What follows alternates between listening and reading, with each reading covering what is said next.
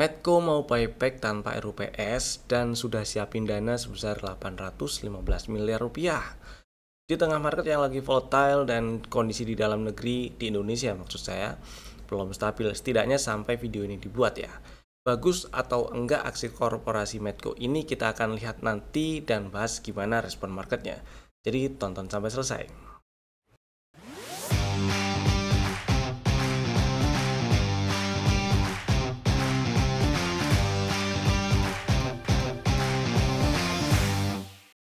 Selamat datang di Cuan Community, partner of Pinteraku Sekuritas. IHSG hari ini melemah 0,2%. Tutup di 7867.35, inside bar pattern candle-nya. Hati-hati, seperti yang dibahas kemarin kemudian di live Instagram tadi pagi juga. IHSG masih memungkinkan merespon area 7914 7900-an lah ya. Itu sebagai area resisten. Dan kalau kita lihat juga kondisi stabilitas politik di Indonesia juga belum stabil, setidaknya sampai sekarang video ini dibuat. Mudah-mudahan cepat stabil, cepat enak ini marketnya juga. Meskipun kalau kita lihat dari sisi teknikal, selama IHSG nggak ke bawah 7448 ya turun-turunnya itu masih sifatnya technical correction aja ya. Dan seperti yang dibahas kemarin juga, skenario yang paling dekat sementara ini IHSG bikin range sideways dulu, mudah-mudahan sideways dengan range yang makin menyempit dari 7548 sampai 8017 ya. Kalau dari paling bawahnya 7448 lah, mudah-mudahan nggak ke bawah 7548 ya. Tuh, mudah-mudahan bikin range yang makin menyempit, bikin triangle dan siap-siap ke atas 8000 lagi. Semoga tetap stay safe aja, tetap selalu pasang trailing stop, stop loss dan take profit. Tetap jangan lupa jualan kalau udah cuan, terutama buat yang lagi trading jangka pendek gitu ya, fast trade gitu. Kemudian kita bahas saham yang udah kasih cuan dulu. Kita happy cuan dulu hari ini. Sekarang kali ini beberapa saham yang udah kasih cuan yang mau saya bahas. Maksud saya pertama ada Java. Ya, Java dibahas lagi karena dia sampai ke area 1800. Waktu rekomendasi ini dibahas dan beberapa waktu sebelumnya juga pernah dibahas lagi, itu adalah target TP1 memang di 1740, tapi area target yang diincer range target TP1-nya itu dari 1740 sampai 1790 atau 1800 lah. Karena di sini ada area order block yang belum dites, dan hari ini dites masih direspon jadi resisten. Satu hal yang jadi sisi positif hari ini adalah Java berhasil tutup di atas 1745. Ya, tutup di atas 1745.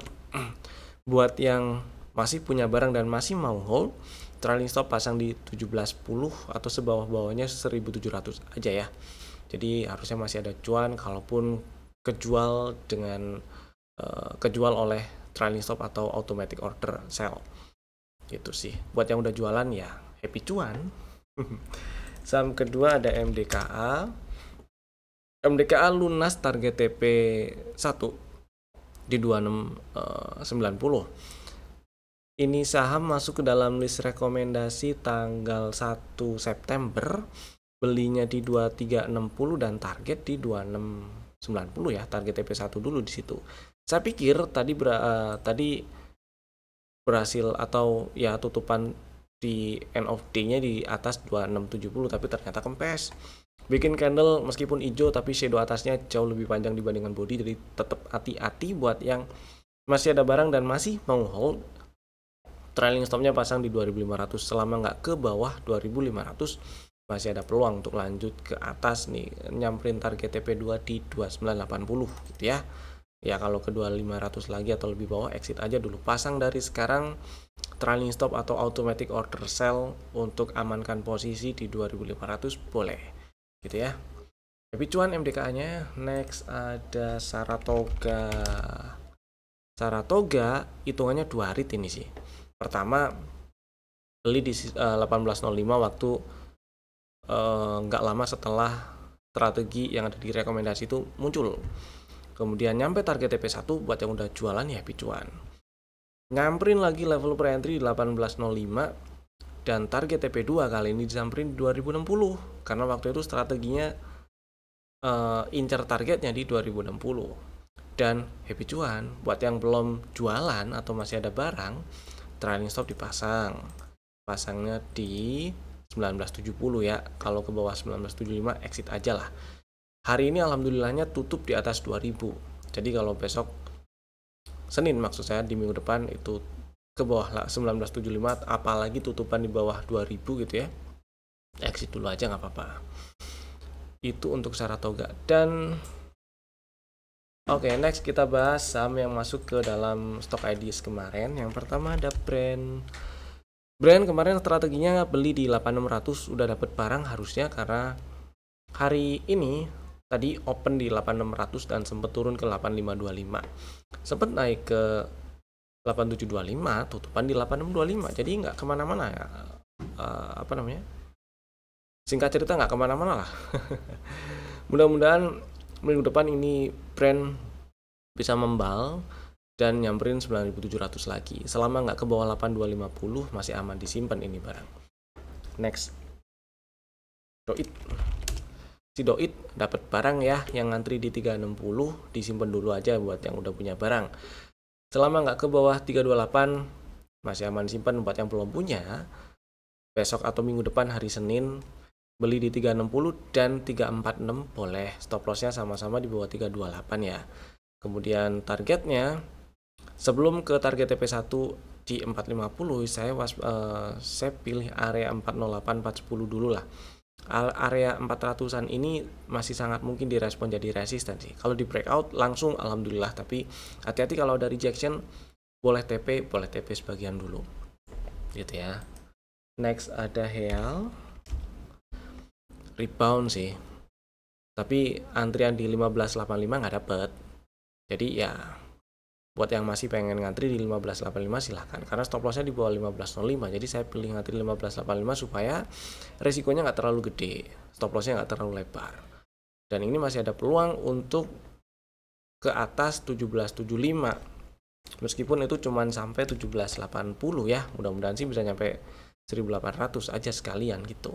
Buat yang udah punya barang simpan aja dulu, nggak masalah. Kalau mau nge-swing ya selama nggak ke 1500 lagi turunnya atau bahkan lebih bawah masih aman ini.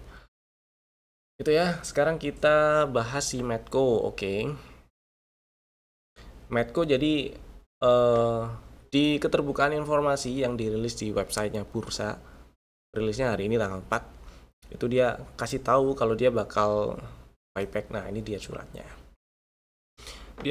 Dia bakal buyback, sudah siapin dana sebesar 815 miliar rupiah, dan ya atau ya kalau USD-nya sekitar 50 juta US dollar dengan rate 16.300 gitulah ya. Kemudian dia juga sudah mengestimasikan biaya dari atau fee transaksinya ntar lah ya sebesar 920 juta rupiah. Oke, dari situ dulu. Dan saham yang akan di buyback nanti kira-kira sebesar 400 juta lembar. 400 juta lembar saham, lumayan. Atau ya senilai 1,62% dari modal ditempatkan dan disetor dari si perseroan. Kemudian periode buybacknya dari per surat ini diterbitkan, jadi dianggapnya per tanggal 8 besok ya, dari tanggal 8 besok, 8 September maksud saya, sampai 8 Desember 2025. Jadi 3 bulan. Buyback periodnya 3 bulan. Nah, karena setelah buyback nanti saham yang beredar itu berkurang, maka dampaknya juga akan ngaruh ke IPS-nya. IPS-nya jadi gini, jika dengan asumsi kinerjanya itu nggak berubah ya, maksudnya nggak berubah itu, atau kita anggap net income yang ada sampai semester 1 2025 dan disetahunkan, misal disetahunkan gitu, terus nggak berubah sampai nanti full year, asumsinya gitulah. Maka earning per share-nya atau EPS-nya nanti akan naik karena saham yang beredar berkurang, karena pembaginya berkurang. Dan karena EPS-nya naik, otomatis ROE juga naik. Dan karena EPS-nya naik, otomatis PER-nya, price to earning ratio-nya itu akan turun. Nah, karena PER-nya turun artinya ya valuasi di market itu dinilai jadi lebih murah gitu sih. Tapi perlu diingat, ini saham yang di buyback 400 juta lembar saham atau senilai 1,6 2% aja dari modal ditempatkan di store-nya, jadi nggak terlalu banyak juga itu ya. Dan perlu diingat juga itu tadi pakai asumsi kalau kinerjanya tetap ada kemungkinan kinerjanya turun, mudah-mudahan sih naik ya. Gitu. Hitungan kasarnya deh kira-kira, maksud saya kira-kira buybacknya ini nanti sampai harga berapa. Kalau kita lihat Medco sekarang dia tutup hari ini di 12.50 kan. Oke. Kira-kira buyback dengan modal 815 miliar ya setelah dikurangi 920 juta estimasi fee-nya itu, kira-kira nanti batas atasnya buybacknya berapa? Hitungan kasarnya gini nih. Dana yang disiapkan 815 miliar ya. Dikurangi perkiraan biaya sebesar 920 juta. Hasilnya dibagi 400 juta lembar. Hitungan kasar aja ya. Jadi ketemu harga 2000. Asumsikan berarti kita anggap aja asumsinya berarti semahal-mahalnya dia beli itu di 2000. Karena ada aturan di OJK kalau mau buyback ya nggak boleh lebih tinggi daripada harga di market. Mana ya? Nih pembatasannya nih, ada POJK-nya. Harga penawaran untuk membeli kembali harus lebih rendah atau sama dengan harga transaksi yang terjadi sebelumnya. Jadi kalau harga sekarang itu 12.50, si Medco buybacknya nggak boleh lebih tinggi. Besok nih Senin nggak boleh lebih tinggi dari 12.50. Gitu. Koreksi saya kalau saya salah, kita diskusi di kolom komen. Nah, otomatis kalau misalnya ada dua kemungkinan yang mungkin terjadi. Kalau si Medco mau ngirit biayanya nih ya, karena kan buyback ada periodnya ya. Kemudian ada target atau ada maksimal saham yang mau di buyback. Jadi batasannya itu ada dana yang mau dikeluarkan maksimal 815 miliar, ada jumlah lembar yang mau dibeli maksimal itu 407 juta lembar. Kemudian ada batas waktu sampai 8 Desember 2025. Kalau ternyata sampai 8 Desember 2025 Medco nggak ngabisin 815 miliar dan belinya nggak nyampe 407 juta lembar, ya udah masa buybacknya selesai. Begitu, periode buybacknya selesai dan dia kalau mau buyback lagi ada harus kasih info lagi, harus ya seperti itulah. Jadi kalau misalnya si Medco asumsikan ngebet pengen dapat 400 juta lembar saham yang diincar, misalnya asumsikan 400 juta lembar sahamnya nih ya. Jadi dan dengan asumsi pengen ngirit gitu ya, berarti ya udah harganya ya sebisa mungkin nggak terlalu kemana-mana. Tapi kalau ternyata ya udahlah, yang penting nggak di atas 2000 gitu kan, atau ya udahlah yang penting 815 miliar nggak dapat 407 juta lembar saham juga nggak masalah. Dan kalau emang niat bisa jadi juga ini naik. Tapi yang paling penting adalah kita lihat respon marketnya kayak gimana. Nah, hari ini Medco tutup di 12.50 doji candle. Kemudian sebelumnya 2 hari berturut-turut Medco hijau rebound di tanggal berapa nih? Tanggal 2, kemudian tanggal 3-nya dia masih naik meskipun nggak sesignifikan tanggal 2. Nah, kalau kita lihat di sini tanggal 3 itu dia bikin setup nih. Nah, kalau dilihat di sini kita pakai perspektif kita pakai technical berarti ya. Dia mantul dari area yang di sini area demand masih direspon jadi resisten. Area ini ada order block dan masih direspon jadi masih direspon jadi support. Kemudian ada setup. Jadi kalau misalnya Medco sempat turun sampai ke 1175, mau dibeli silahkan. Karena di sini ada setup dan setup ini masih berlaku selama dia nggak turun, apalagi tutup di bawah 1100. Gitu ya. Kemudian di atasnya di sini nih di area 1340-an, 1340, 1350 50 area range itu ada area order block yang belum dites, dan area ini sangat mungkin masih direspon jadi resisten.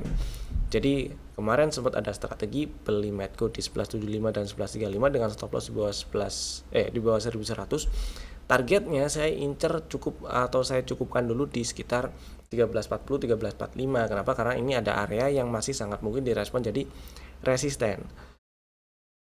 Itu kalau dari perspektif atau dari sudut pandang teknikal gitu ya. Apapun cocokmologinya, market yang paling bener. Jadi kita ikut market aja, kita lihat respon market kayak gimana. Selama dia nggak sementara ini sampai dengan penutupan hari ini, selama dia nggak tutup di bawah 1100 ya masih oke aja nih si Medco gitu ya. Sekarang kita lanjut, apa nih nextnya, apa nih? Medco udah. Kita lanjut bahas saham yang di request di kolom komen. Ada 3 saham yang di request ya. Yang pertama ada Elite. Elite sih. Nah, ini dia Elite. Pertanyaannya, pengen beli Elite, enaknya beli di mana, dan oke nggak kalau misalnya pengen beli banyak? Oke. Banyak ini relatif sebenarnya sih ya. Cuman hati-hati lihat volumenya juga. Menurut saya ini sebanyaknya gimana dulu ya. Oke, kita lihat dari sisi teknikalnya dulu aja lah. Susah kalau ngomong sedikit atau banyak. Dari sisi teknikal, enaknya beli di mana? Menurut opini pribadi saya, karena kemarin si Elite sempat turun dan tutup di bawah 200 ya. Turun ke bawah 200 sebenarnya nggak masalah, asal tutupan di sekitar 200 atau bahkan lebih tinggi. Tapi kemarin dia tetap lagi turun dan tutup di 194. Kemudian sempat turun besoknya, ini tanggal 1 sampai ke 168 turunnya. Tutupan membal, tutupan di 192 ya. Dan besoknya bikin higher low, besokannya terkoreksi sampai sekarang. Oke, jadi kalau saya dari posisi yang pengen banget beli Elite, maka saya akan tunggu dia nembus ke atas 197 dulu. Jadi strateginya 5 break ini. 5 break 197, stop lossnya ya di 187 atau lebih bawah. Kalau turun ke bawah 187, stop lossnya di 186 atau lebih bawah. Kalau turun ke bawah 187. Targetnya saya nggak incer target muluk-muluk dulu sih, di 214 itu saya incer situ dulu, atau malah di 210-an dulu dah. Di situ. Ya, kalau size-nya berapa, coba dipertimbangkan pada waktu itu volume bid offer-nya ada berapa. Gitu ya, jangan langsung seenak-enaknya dihabisin semua gitu ya. Kalau emang ya dihitung lah, hitung aja pakai manajemen sesuai dengan risk management yang sanggup diterima, sesuai dengan risk profile-nya masing-masing lah. Ya, nggak ada salahnya belinya itu bertahap atau nyicil-nyicil dulu, boleh, nggak ada salahnya. Daripada langsung gabruk terus ternyata kebanyakan, dan kalau kena stop loss hilang duitnya kebanyakan, itu lebih sakit ya. Mudah-mudahan menjawab. Next ada CBDK. Oke. CBDK Pani mau nambah kepemilikan nanti di sini. Si Pani mau raisu. Kita bahas dari sisi teknikalnya dulu aja ini si CBDK ya.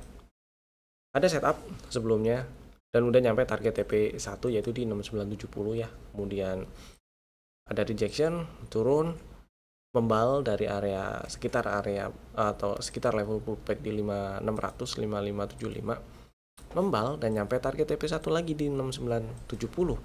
Sampai sekarang ini masih di dalam range inside bar, masih di dalam range candle tanggal 25 Agustus. Jadi kalau kita lihat 1-2 pekan terakhir kali ya, ini sideways, range-nya 6025 7150. Begitu berhasil breakout 7150, saya pikir ini ada peluang yang cukup besar untuk ke 8600-an ya, 8,5 lah paling nggak, 8,5 8600. Target TP2 dari setup yang udah kebentuk ini ada di 8620, 8600 lah, 8625. Tapi kalau turun ke bawah 6025, ada kemungkinan si CBDK nyamperin area 5100-an lagi gitu. Jadi mungkin kalau posisinya lagi ada barang, pasang trailing stopnya di 6000 aja gitu ya. Atau kalau minat banget pengen beli CBDK ya stop lossnya di 6000 dulu lah. Begitu. Sementara itu dulu CBDK-nya sih. Mudah-mudahan membal. Next ada Petro. Ya, Petro. Oke, si Petro sebenarnya pembahasannya nggak jauh beda dengan yang pernah dibahas sebelumnya. Dari Juli sampai sekarang, pertama ya, dari Juli sampai sekarang Petro cenderung sideways. Range-nya dari paling bawah ke atasnya tuh 3350 ke 4450 dan sideways-nya menyempit.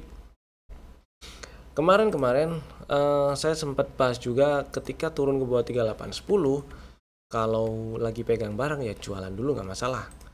Kejadian di tanggal 29 dia breakdown 3810, TP-TP dulu sebenarnya nggak ada masalah ya, oke-oke aja. Sambil nunggu lagi, dan kalau minat pengen beli ya belinya di sedekat mungkin dengan area 3350 lah. Area ini bisa dipertimbangkan untuk jadi area beli sebenarnya waktu itu. Nah itu dia, berapa tadi angkanya ya? 3580 dengan konsekuensi stop lossnya di 3340 paling nggak. Cuman kalau saya ada di posisi yang pengen beli Petro, ini barang kan baru masuk MSCI ya, tapi small cap. Saya pilih tunggu sih. Entah itu tunggu di 3200-an dulu atau bahkan lebih bawah, di bawah 3000. Pengennya sih di bawah 3000 ya. Di 2800 atau 2600 sampai 2800. Atau stay dulu di atas 4000. Sepertinya akan lebih menarik kalau si Petro stay di atas 4000 dalam waktu dekat ke depan ini. Kalau stay di atas 4000, besar kemungkinan ya sideways yang terjadi sejak Juli sampai sekarang akan jadi continuation. Tapi kalau diem aja di 3600-an bahkan 3800 nggak di breakout, kemungkinannya malah atau probabilitasnya malah lebih besar ke bawah ya. Jadi hati-hati buat yang punya barang, masih punya barang dan masih mau hold, sebawah-bawahnya trailing stop di 3340 atau 3330, 3300 lah situ ya.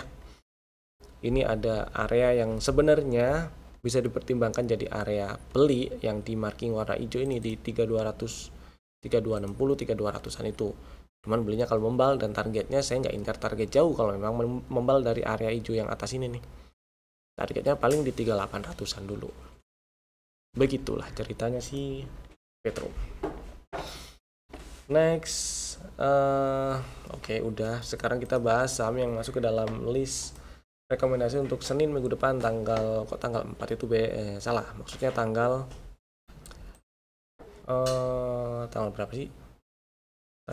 Tanggal 8 ya. 8 September 2025. Ada 3 saham Bapak Ibu bisa masukin ke dalam watchlist jika belum ada, dan saham pertama ada BPTN.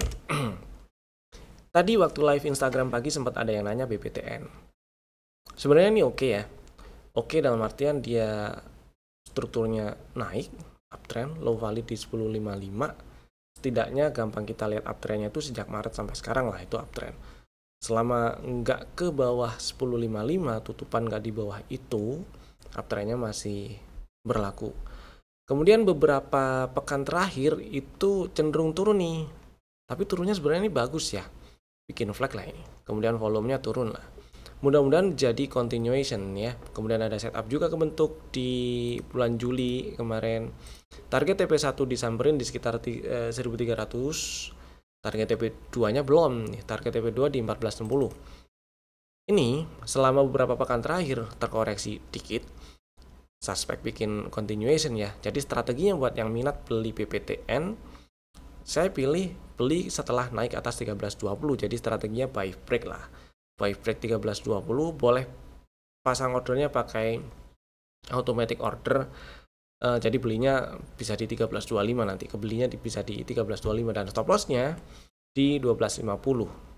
Jadi ketika turun apalagi tutup di bawah 1255, tutup di 1250 atau lebih bawah, yaitu berarti gagal dan cut loss. Targetnya di target TP2 dari setup yang udah kebentuk di bulan Juli lalu di 1460. Rasionya masih oke tuh ya. Next ada BMRI. Oke, banking lagi. BMRI hari ini hijau malah meskipun volumenya kecil ya. Dan sebenarnya BMRI hari ini tutup di 4680 pun ini masih ada di area beli dari setup yang udah kebentuk di bulan Maret lalu. Kesempatan beli yang oke itu sebenarnya di 1, 2, 3 hari yang lalu ya, di tanggal 1 waktu market cap down terus sempat dijorokin di 4460 4470 itu area beli yang oke sebenarnya dengan stop loss di bawah 4250, tapi oke lah buat yang belum punya barang, belum punya BMRI dan minat beli BMRI. Pertama, ini ada bullish divergence. Kedua, ini inside bar di breakout hari ini ya, tutup di atas 4670 dan ada peluang untuk rebound. Dan selama setup ini masih berlaku, nggak tutup di bawah 4250, masih ada peluang untuk ke atas, ke 5 ribuan lagi, ke atas 5 ribuan lagi gitu ya. Jadi buat yang minat beli BMRI, ngantri aja di 4670 boleh. Stop lossnya di bawah 4410 tutupannya tapi ya. Jadi kalau tutup di 4400 atau lebih bawah, exit dulu lah, nggak masalah. Karena kalau tutup di bawah 4410 ada peluang yang lebih besar untuk breakdown 4250 soalnya. Dan targetnya saya nggak incar target terlalu tinggi dulu ya, incer di 5200-an dulu nih, di 5250 sampai ini dulu lah, 5250 5300, karena area ini masih sangat mungkin direspon jadi resisten. Dan kalau benar area ini direspon jadi resisten, memungkinkan si BMR ini sideways dengan range yang makin menyempit, sidewaysnya panjang otomatis, dan di weekly kelihatan nanti bikin triangle. Mudah-mudahan pattern itu nanti kebentuk dan bisa jadi pola-pola reversal, karena triangle pola bilateral ya. Secara statistik secara statistik probabilitasnya 50-50 antara breakout resisten atau supportnya. Paling enggak ini ada potensi upside ke 5200-an, bisa dimanfaatkan gitu ya. Next, MAPI. Nah, si MAPI ya ini ada gosip atau ada rumor yang beredar kalau Ace Hardware mau masuk ke Indonesia lagi, dibawa oleh MAP Group ya. Jadi MAPI yang mau bawa. Kita kesampingkan gosip itu dulu, kita fokus ke respon marketnya. Kita lihat dari sisi teknikalnya bahwa si MAPI sejak April lalu ini ada setup nih, kemudian nyamperin level entry di 1140 dan rebound. Dia belum berhasil bertahan ke atas 1360 lagi tuh ya. Bahkan dia naiknya nggak sanggup nembus ke atas 1430 dan kemudian turun lagi, nyamperin area 1140 lagi, level entry lagi, kemudian inside bar nih sampai sekarang. Nah, buat yang minat beli MAPI ini, si MAPI nih ya, jadi si MAPI ini ada kemungkinan atau ada peluang dia bikin range sideways yang makin menyempit. Kelihatan ya, bawahnya makin tinggi, atasnya makin rendah gitu kan. Ada kemungkinan bikin range sideways yang makin menyempit, dan kalau memang benar seperti itu berarti area harga sekarang ini di area harga yang dekat dengan area support. Maka strateginya adalah beli MAPI-nya ngantri di 1140 aja, supaya risikonya nggak terlalu gede, karena stop loss-nya kalau turun dan tutup di bawah 1075.